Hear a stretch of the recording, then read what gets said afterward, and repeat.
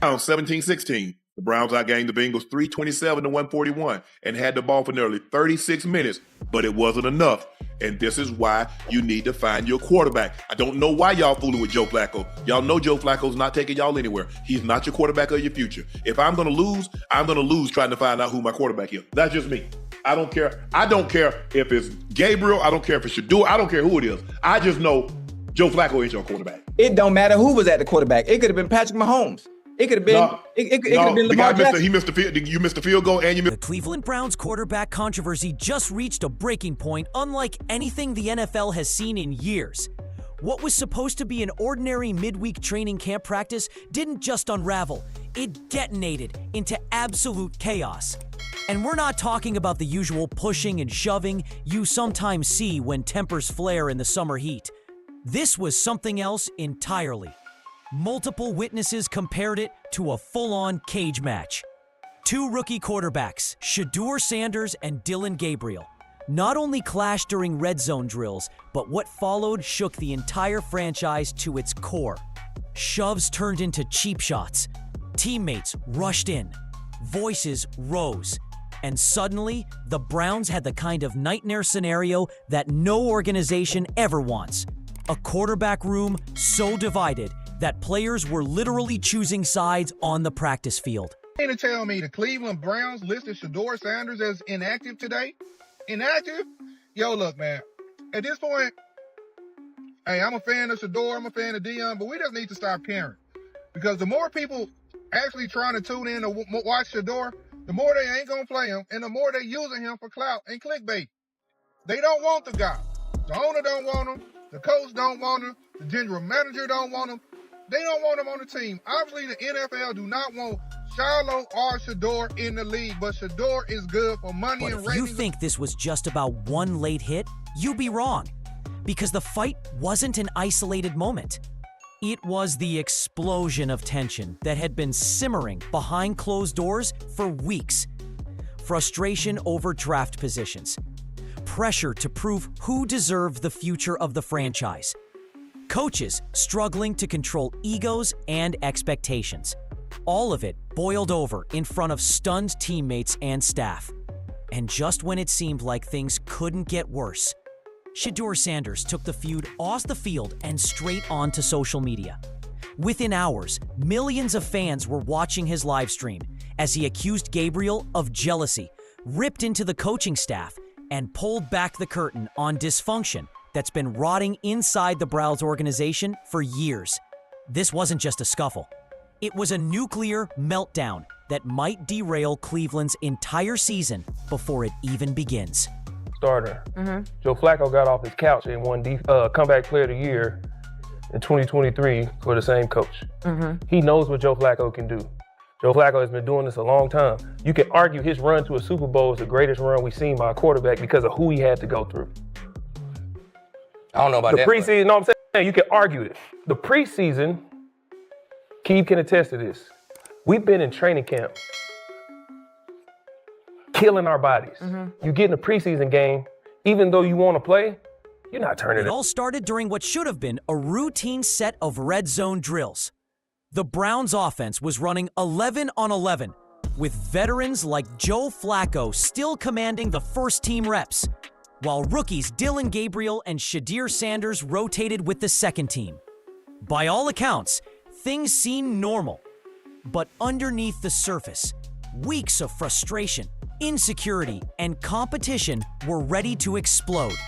On one play, Gabriel rolled out to his right, trying to shake off the sting of a rough week that included multiple interceptions. Meanwhile, Sanders, playing scout defense to give his fellow rookie a competitive look, closed in fast. What happened next turned practice into pandemonium. Witnesses claim Gabriel delivered a dangerously late hit on Sanders, slamming into his left shoulder just as the ball was released.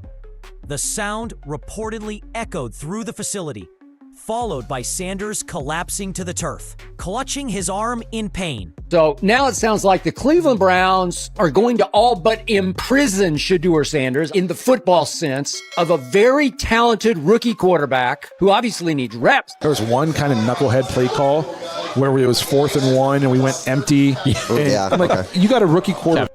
You got a rookie quarterback who hasn't been getting reps, and you're going to put him in empty in 4th and 1 where he's like, if there's ever a time where you got to be able to pre-snap, recognize pressure, slide protection, that know your hot checks, that's when you need to know it. Right. Teammates gasped, coaches froze, but instead of checking on the downed rookie, Gabriel stood over him, shouting something that stunned the field. That's what happens when you think you're better than everybody else. That was the spark. Sanders tried to get up, furious, and went chest to chest with Gabriel. Players rushed in from both sidelines. Some, like veteran linemen Joel Bitonio and Darwin Jones, ripped Gabriel away, screaming at him for the cheap shot. Others, including a few receivers, stood back, torn between defending Gabriel's frustration and condemning his recklessness. What should have been a quick breakup spiraled into chaos. A full-on brawl that split the roster in plain view. Head coach Kevin Stefanski had no choice but to blow the whistle and shut practice down immediately, something he hasn't done in years. What was supposed to be a day of routine reps turned into the most public quarterback meltdown in recent NFL memory. And as shocking as that scene was, it was only the beginning. Because what Sanders did after leaving the field took this from a football fight to a full-blown organizational crisis. The fight didn't just end when Stefanski blew the whistle. If anything, that's when the real fracture revealed itself. Because in the aftermath of Gabriel's late hit and Sanders' furious reaction, the Browns' locker room quietly split into factions, and everyone in Berea could feel it. On one side stood the offensive line. Veterans Joel Bitonio and Darwin Jones, who've endured years of quarterback instability in Cleveland, immediately stepped in to protect Sanders. They weren't just breaking up a fight, they were making a statement. "What the hell is wrong with you?" Jones reportedly shouted at Gabriel as he dragged him back. These were men who valued toughness, professionalism, and respect. And to them, Sanders embodied it more than Gabriel ever had. But not everyone saw it that way. A handful of wide receivers, players who had been catching passes from Gabriel since rookie minicamp, seemed to sympathize with his frustration. They didn't condone the cheap shot, but they understood the pressure. Gabriel had been drafted 2 rounds higher, expected to be the golden boy, and suddenly he was losing momentum to Sanders. To some of the skill guys, Gabriel's outburst was the boiling point of months of being compared, criticized, and overlooked. The defense, meanwhile, chose neutrality. Veterans like Myles Garrett and Jordan Hicks physically stepped in to separate the 2 quarterbacks. But privately, sources say they were already asking the question that hung heavy in the locker room. How are we supposed to win if our quarterbacks are at war with each other? The divide was subtle, but it was undeniable. Players weren't just breaking up a fight, they were choosing sides, consciously or not. And in an NFL locker room, once those lines are drawn, it's almost impossible to erase them. For Kevin Stefanski and his staff, the damage was immediate and dangerous. A quarterback controversy is one thing. A locker room civil war is another. And what happened next off the field on a phone screen would take this crisis from bad to catastrophic. If the practice fight lit the fuse, Shedeur Sanders' social media rant was the explosion that rocked the entire NFL. Barely 2 hours after the incident, while most rookies would have kept their heads down and let the coaches control the narrative, Sanders went live on Instagram, sling on his shoulder, frustration boiling over, and millions of fans ready to listen. "Y'all want the real story? Here's the real story," he said, staring straight into the camera. His voice was sharp, his anger raw. Sanders wasn't just talking about Dillon Gabriel's late hit. He was pulling back the curtain on what he claimed was systemic dysfunction inside the Browns. According to Sanders, Gabriel had been bitter ever since draft night, obsessed with the fact that he was taken in the 3rd round while Sanders slid to the 5th. That's all he cares about. Sanders declared, "Draft position. But draft position don't mean a thing if you can't perform when it matters." The words hit like bullets, and fans clipped the video instantly, sending it viral across Twitter, TikTok, and every sports blog in America. But Sanders didn't stop there. He accused the Browns coaching staff of knowing about the tension and doing nothing. They saw it coming. They saw him getting frustrated, and they just let it build. They let it get to this point where I'm on the ground with my shoulder busted because they were too weak to handle their own locker room. The video racked up over 2 million views in its first few hours. Hashtags like Protect Shedeur and Browns Chaos started trending. Supporters flooded the comments, calling him the future of the franchise, while critics argued he'd crossed the line by airing dirty laundry in public. But one thing was clear. Shedeur had taken the quarterback controversy out of the Browns facility and thrown it onto the national stage. Now, everyone, from analysts to fans to former players, had something to say. And if Cleveland thought the fight was the worst part, they were about to learn that Sanders' words carried more firepower than any hit on the practice field. To understand why the fight and Shedeur's viral rant struck such a nerve, you have to step back and look at the bigger picture, because this wasn't just a one-day meltdown. It was the latest chapter in a franchise defined by dysfunction. The Browns entered 2025 already walking on thin ice. Their $230 million quarterback, Deshaun Watson, was done for the year after another devastating Achilles injury. That left the organization scrambling, and their solution was anything but stable. They signed 40-year-old Joe Flacco, hoping he could somehow turn back the clock again. They traded for Kenny Pickett, a cast-off from the Steelers, still trying to prove he belongs in the league. And then came the draft, the moment that planted the seeds for everything that would follow. With the 94th overall pick, Cleveland selected Dillon Gabriel, the prolific Oregon passer known for record-breaking stats, but also for his limited size and arm strength. Analysts immediately questioned whether he was worth a 3rd-round pick, and just when people thought the Browns were done, they shocked everyone again by trading up to snag Shedeur Sanders in the 5th round, a quarterback many believed had first-round talent before his surprising slide. From the very beginning, it created an awkward, combustible dynamic. Gabriel was supposed to be the higher-drafted prospect with the inside track, but Sanders had the raw tools, the name recognition, and the competitive fire that couldn't be ignored. The veterans noticed, the coaches noticed, and most importantly, Gabriel noticed. Sources inside the building later admitted the tension wasn't hard to see. Gabriel grew frustrated when Sanders consistently outperformed him in practices. Coaches, instead of setting clear boundaries or managing the egos, seemed to let the situation fester. Offensive coordinator Tommy Rees was even accused of showing favoritism toward Gabriel, spending extra time with him after practices, which only fueled Sanders' feeling that he had to fight for every scrap of respect. By the time camp rolled around, it wasn't just a quarterback competition, it was a powder keg. Wednesday's brawl wasn't random. It was the spark that everyone saw coming, but nobody stopped. The fight itself was bad enough, but the aftermath hit the Browns even harder. When Shedeur Sanders went down clutching his shoulder, it wasn't just a rookie shaken up. It was the team's entire future flashing before their eyes.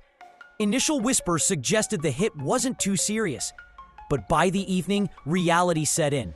Sanders had suffered what sources called structural damage in his left shoulder. Not season-ending, but significant enough to sideline him for critical weeks during training camp. For a rookie quarterback already fighting for credibility and reps, the timing couldn't have been worse. Sanders had been steadily building momentum, making throws that turned heads and earning quiet endorsements from veterans. Now, just as he was starting to separate himself from Gabriel, he was stuck in a sling. And Gabriel? His situation may be even murkier. While Sanders dealt with medical tests, Gabriel faced disciplinary questions that could determine whether he even stays on the roster. The Browns invested a third-round pick in him, a hefty price in today's NFL. But after delivering a reckless, dangerous hit on his own teammate, Gabriel's standing in the locker room has cratered. Offensive linemen openly called him out. Defensive leaders voiced concern about his maturity. The coaching staff knows if they let him off lightly, they risk sending the wrong message. That leaves Cleveland in the worst-case scenario. Their most talented rookie quarterback sidelined, their other rookie under fire, and the depth chart suddenly paper-thin. Joe Flacco, at 40, may be forced to carry the load far longer than anyone intended. Kenny Pickett, already nursing a hamstring injury, suddenly looks like the Browns' second most reliable option. And that alone says everything. One source inside the organization put it bluntly: we went from having 4 quarterbacks to 1 healthy rookie and a 40-year-old vet overnight. This isn't a competition anymore. It's damage control. The fallout wasn't just physical, it was organizational. Because as the Browns scrambled for answers, the pressure from fans and media began to pour gasoline on the fire. If the brawl and Shedeur's injury fractured the Browns inside their own facility, the public reaction set the whole thing ablaze. Within hours, the story had jumped from Cleveland beat writers to national headlines. By the next morning, every sports show in America was dissecting the chaos like it was a playoff game. ESPN's Stephen A. Smith tore into the organization on First Take. This is exactly why the Browns are a dysfunctional franchise. You've got rookie quarterbacks throwing hands in camp? That's not just bad, that's embarrassing. Over on Undisputed, Shannon Sharp didn't hold back either. Dillon Gabriel crossed a line that no teammate should ever cross. You don't cheap shot your own quarterback. That's not competition, that's selfishness. Social media piled on even harder.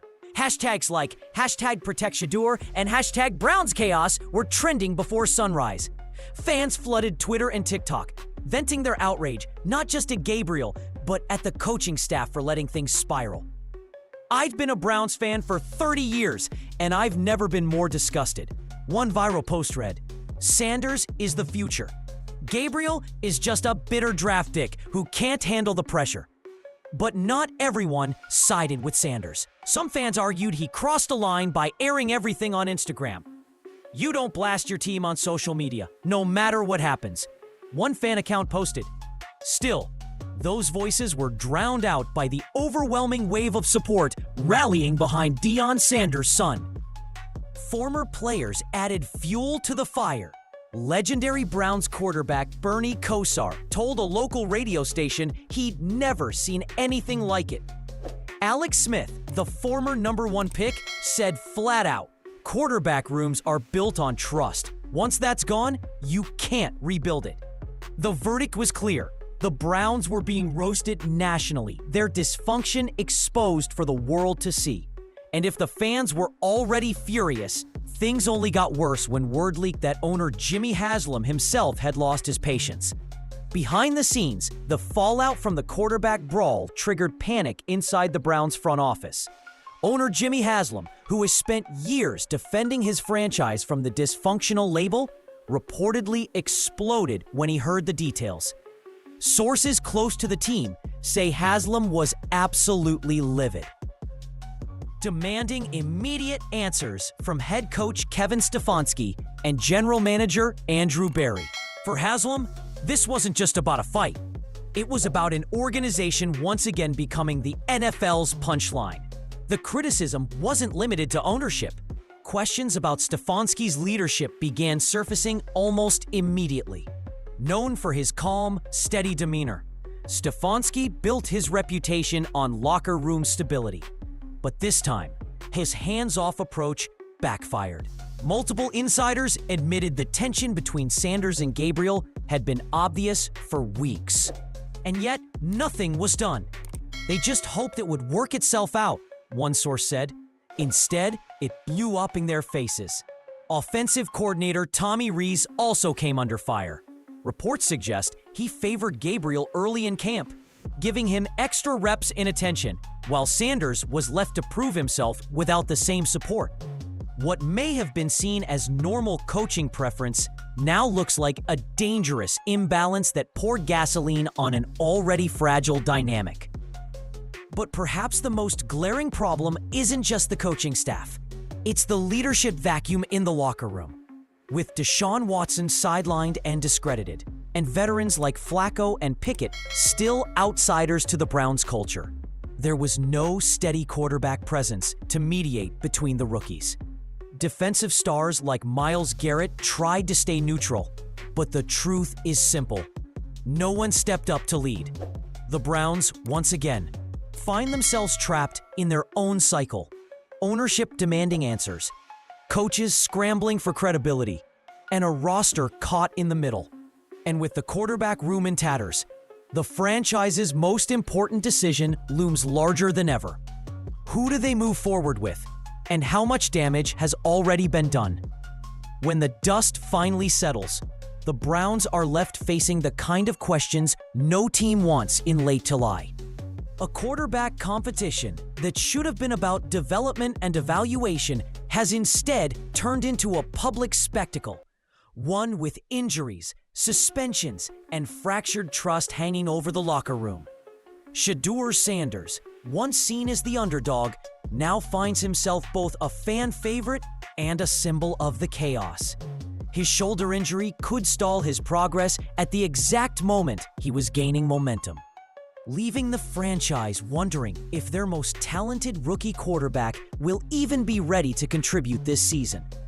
Dillon Gabriel, drafted higher and expected to compete, has torched his own reputation. His late hit wasn't just reckless. It may cost him his standing with teammates, coaches, and fans alike. For the Browns, the situation leaves few good options. Do they suspend Gabriel, risking the embarrassment of admitting they may have wasted a third-round pick? Do they rush Sanders back from injury, gambling on the future of a young quarterback already under pressure? Or do they place their hopes in Joe Flacco, a 40-year-old veteran meant to be a short-term bridge, and Kenny Pickett, who has yet to prove he can survive in the NFL spotlight? What's certain is this: the Browns' season is already teetering before it begins. The brawl didn't just bruise a shoulder. It exposed a franchise still struggling with the same demons that have haunted Cleveland football for decades. Leadership voids, draft decisions that divide, coaches unwilling or unable to manage conflict until it spirals out of control. Fans are demanding change. The media is circling like sharks, and owner Jimmy Haslam is looking for someone to blame. The only real question now is whether this was just a training camp fight or the moment the Browns' 2025 season was doomed before it even kicked off.